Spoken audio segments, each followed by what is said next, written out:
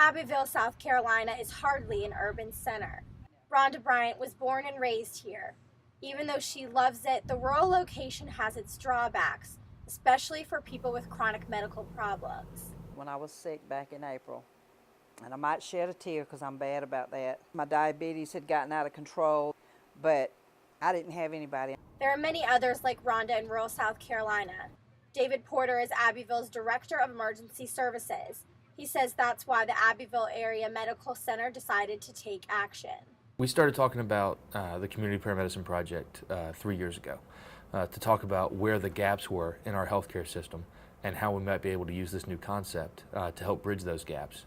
A $25,000 grant from the South Carolina Office of Rural Health has allowed the medical center to find and train paramedics, locate patients with chronic conditions who have trouble accessing care and supplies, and schedule regular visits to the patients' homes to prevent emergencies.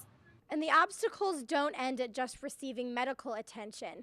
Many rural residents are uninsured, and once they leave the ambulance, the bills start rolling in.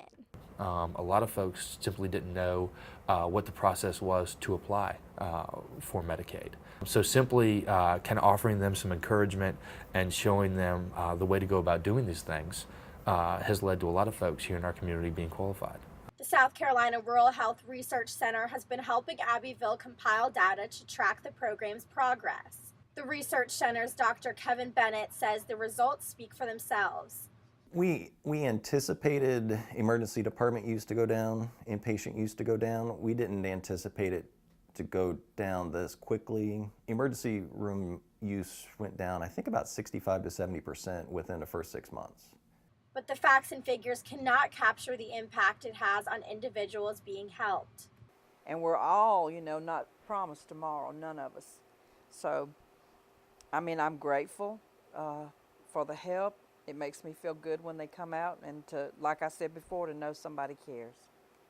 Even the program's medical professionals have felt a change in the community. It puts a pretty big smile on your face. It's a feeling of that you've accomplished, your goal. Sarah Ferraro, Carolina News.